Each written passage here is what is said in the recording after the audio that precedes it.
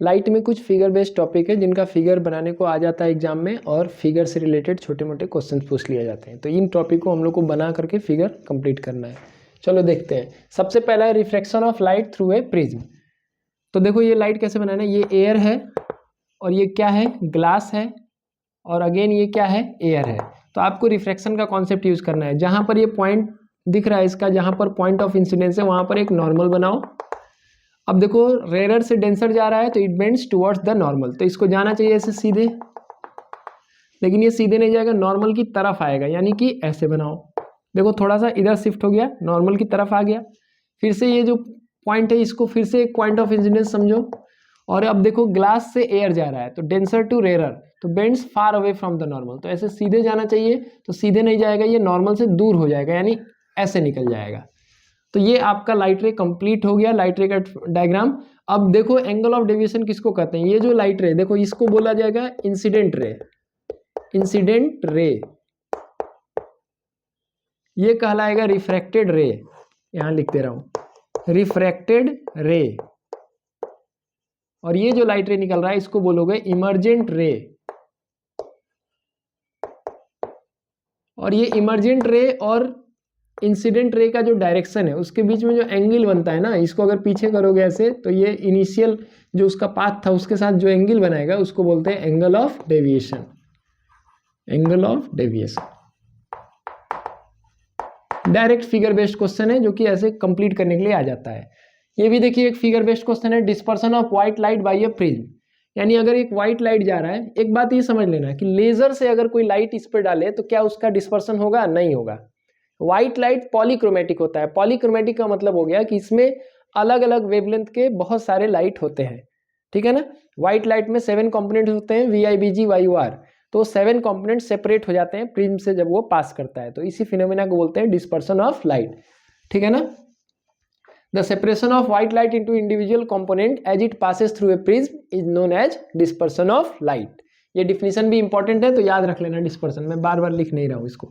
अब देखो white light गया, तो अब ये डायग्राम बनाने से ध्यान क्या देना है, देखो ध्यान ये रखना है कि जो एंगल ऑफ डेविएशन होता है ना, ये जो एंगल ऑफ डेविएशन आ रहा है मतलब ये लाइट गया तो ये डेविएट हो गया अपने पास से, तो कितना डेविएट हुआ ये डिपेंड करता है वेवलेंथ पर। और किस तरह डिपेंड करता है ये मैं बता दूं कि जो एंगल ऑफ डेविएशन है it is inversely proportional to wavelength, यानी वेवलेंथ ज्यादा होगा तो एंगल ऑफ डेविएशन कम होगा। तो रेड का वेवलेंथ सबसे ज्यादा होता है तो उसका डेविएशन सबसे कम होगा।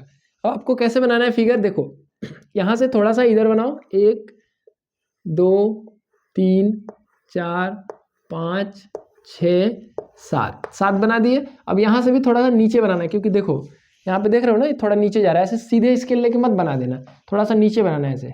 1 2 3 4 5 6 7। अब यहाँ नाम लिख दो VIBGYOR, ये 7 कंपोनेंट है, इसका सीक्वेंस तुमको याद होना चाहिए। और यहाँ लाइट रे ऐसे इसको एरो से दिखाते हैं, छोटा छोटा एरो बना देना ताकि साफ सुथरा दिखाई दे, बहुत गंदगी मत मचाना भाई। देखो ये डिस्पर्सन ऑफ व्हाइट लाइट हो गया। अक्सर गलती क्या होता है, हम लोग ये डिस्पर्सन का काम इस सरफेस से करते हैं, तो ध्यान रहे कि फर्स्ट सरफेस से ही ये जो है डिस्पर्सन होने लगेगा लाइट का। ये व्हाइट लाइट है, हाँ लेजर का अगर लाइट यूज किया जाएगा तो यही वाला डायग्राम आपको बनाना है। सनलाइट होगा या व्हाइट लाइट लिखेगा तो ये वाला डायग्राम आपको बनाना है। इसमें 7 कंपोनेंट मिल गया स्क्रीन पर, और इसी फिनोमेना को बोलते हैं डिस्पर्सन ऑफ व्हाइट लाइट। एक फिगर और पूछा जाता है रिकॉम्बिनेशन, कि मान लो यहाँ से लाइट गया व्हाइट लाइट, ये 7 कंपोनेंट में ऐसे ब्रेक हो जाएगा ऐसे।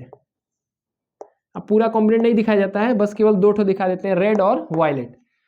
तो अगर हम चाहें कि वापस फिर व्हाइट लाइट बना दे तो क्या करना पड़ेगा, तो देखो ये प्रिज्म ऐसे रखा गया है, इसके अपोजिट दूसरे प्रिज्म को रख दिया जाएगा, तो ये लाइट रे ऐसे जाएगा इस पे, ठीक है, और ये कंबाइन कर जाएगा ऐसे, और फिर से ये व्हाइट लाइट मिल जाएगा हम लोग को।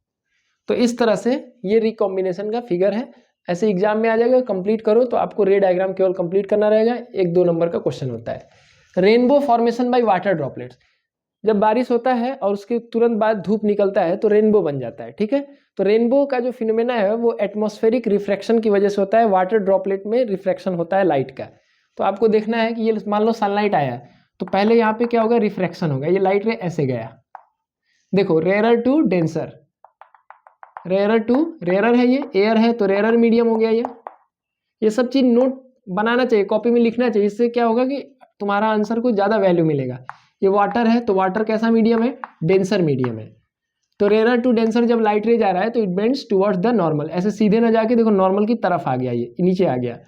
जैसे ही यहाँ पहुंचा है तो अब यहाँ पर होता है टोटल इंटरनल रिफ्लेक्शन। यहाँ पर जो होता है वो टोटल इंटरनल रिफ्लेक्शन, और टोटल इंटरनल रिफ्लेक्शन का मतलब हो गया कि जितना एंगल ऑफ इंसिडेंस होगा उतना ही एंगल ऑफ रिफ्लेक्शन होगा। लेकिन इस फिनोमेना के दौरान क्या होगा कि जैसे ये प्रिज्म क्या कर रहा है, व्हाइट लाइट को 7 कंपोनेंट में डिवाइड कर दे रहा है, वैसे ही जैसे ही लाइट रे यहाँ पहुंचेगा वाटर ड्रॉपलेट में तो ये 7 कंपोनेंट में ऐसे डिवाइड हो जाएगा। तो यहाँ 2 लाइट रे दिखाया गया, एक रेड के लिए एक वायलेट के लिए, 7 दिखाने की जरूरत नहीं है। और यहाँ भी ऐसे हो जाएगा ऐसे, क्योंकि यहाँ टोटल इंटरनल रिफ्लेक्शन हो रहा है। और इसके बाद जो होगा लाइट रे जो होगा, फिर जैसे ये थोड़ा सा बेंड होके निकल रहा है फार अवे फ्रॉम द नॉर्मल, वैसे ही आपको यहाँ पर दिखा देना है। ऐसे यहाँ नॉर्मल अगर हम बनाए हैं तो क्या होगा, ऐसे जाना चाहिए था ऐसे, लेकिन ये ऐसे, देखो वाटर जो है तुम्हारा डेंसर मीडियम है और एयर जो है वो रेयरर मीडियम है, तो डेंसर टू रेयरर क्या होगा, फार अवे फ्रॉम द नॉर्मल, तो ऐसे जाना चाहिए था, तो ये ऐसे चला जाएगा। अब ये जो मिलेगा तुमको, ये रेनबो मिलेगा, यानी 7 कंपोनेंट्स ऑफ व्हाइट लाइट। ये फिगर बनाना है, साथ ही साथ पूछा जाएगा कि how does formation of rainbow takes place. तो it take place by the phenomena of dispersion of light cause due to water droplets में डिस्पर्सन ऑफ लाइट हो जाता है, जिसकी वजह से ये फिनोमेना होता है। देखो एटमॉस्फेरिक रिफ्लेक्शन से रिलेटेड कुछ और भी छोटे मोटे टॉपिक हैं, जैसे ट्विंकलिंग ऑफ स्टार, मैं यहीं लिख दे रहा हूँ, ये सब का आंसर एक एक लाइन का है, बुक में सब दिया हुआ है। ट्विंकलिंग ऑफ स्टार्स का रीजन तुमसे पूछा जाए, व्हाई डज स्टार ट्विंकल, ठीक है, तो आंसर है ड्यू टू एटमॉस्फेरिक रिफ्रैक्शन। दूसरा चीज पूछा जाएगा, the actual length of day increases by 4 minute, यानी सनराइज जो होता है, जो एक्चुअल टाइम होता है सनराइज का, उससे 2 मिनट पहले सन दिखाई देने लगता है, और जो सनसेट का एक्चुअल समय होता है उसके 2 मिनट बाद तक दिखाई देता है। तो जो लेंथ ऑफ डे है वो 4 मिनट बढ़ गया, किसकी वजह से, ड्यू टू एटमॉस्फेरिक रिफ्रैक्शन। इसका भी आंसर यही है, क्योंकि क्वेश्चन छोटे छोटे आ रहे भाई, तो कहानी नहीं याद रखना है, फैक्ट याद रखो और उसका जो रीजन है वो याद रखो, ठीक है। अब उसके बाद से सनराइज का अर्ली सनराइज मतलब 2 मिनट पहले सनराइज हो जाएगा, और डिले सनसेट यानी सनसेट जो होगा वो 2 मिनट बाद तक होगा, जिसकी वजह से 4 मिनट लेंथ बढ़ जाता है, and the reason is atmospheric refraction. Sun appears bigger, इसका भी वही रीजन है। स्काई अपियर्स ब्लू होने का क्या रीजन है, तो it is due to scattering of light, blue colour light is scattered maximum, therefore sky appears blue. एक क्वेश्चन पूछा गया है, sky appears blue on the surface of earth but it appears dark to the astronauts, जो astronauts होते हैं उनको ये dark क्यों दिखाई देता है। या फिर हम अर्थ के ऊपर चले जाएं, अर्थ के सरफेस को छोड़ करके स्पेस की तरफ जाएंगे, तो जो स्काई है वो डार्क क्यों दिखाई देता है, because there is no atmosphere. The scattering of light is cause due to the particles present in the atmosphere of the earth, so if the atmosphere is not present then scattering of light will not take place and the sky will appear black, ठीक है। इसके अलावा एक Tyndall effect है। Tyndall effect क्या होता है, तो कोलाइडल पार्टिकल से जब लाइट पास करता है तो कोलाइडल पार्टिकल क्या कर देते हैं, स्कैटरिंग कर देते हैं लाइट का, जिसकी वजह से वो path of light is visible. जैसे सिनेमा हॉल में आप अगर बैठोगे और जो उसका प्रोजेक्टर स्क्रीन होगा वहां पर लाइट जा रहा होगा तो दिखेगा तुमको। ऐसे डार्क फॉरेस्ट में अगर तुम जाओ तो सनलाइट जो आएगा वो उसका पाथ तुमको दिखाई देगा। एक अंधेरे कमरे में तुम बैठे हुए हो, एक छोटा सा होल है जिसके थ्रू सनलाइट आ रहा है, तो वो पाथ तुमको दिखाई देगा। These are some common examples of Tyndall effect. तो टिंडल इफेक्ट भी पढ़ लेना और उसका एग्जांपल भी पढ़ लेना भाई। टिंडल इफेक्ट डिफिनीशन पढ़ लेना, when a ray of light is pass through colloidal solution and it is viewed from the side then the path of light is visible, this phenomena is known as Tyndall effect and it arises due to scattering of the light by colloidal particles, ठीक है। इसका example मैंने अभी बताया ही है, वही सब example पूछे गए हैं। तो तुमसे ऐसे भी क्वेश्चन पूछा है, give 2 examples of Tyndall effect in general life, ठीक। तो ये सब जरूर पढ़ लेना कि बहुत ही इंपॉर्टेंट है, ठीक। तो लाइट का जो सेक्शन है वो दो पार्ट में मानता हूँ उसको, कि एक रिफ्लेक्शन वाला सेक्शन है, दूसरा जो human I and colourful world करके दिया गया है, जिसमें आई के बारे में पढ़ना है, आई डिफेक्ट पढ़ना है, प्रिज्म से रिलेटेड डायग्राम पढ़ना है। तो ये सब चीज़ अच्छे से प्रिपेयर करिए। लाइट एक बहुत बड़ा सेक्शन है, जिससे कि बहुत ही 50% of the question will be set from this 2 chapter. ठीक है, अब इसके बाद लाइट और इलेक्ट्रिसिटी और मैग्नेटिज्म है, जिसको हम लोग आगे कवर कर रहे हैं। ठीक है ना, ओके।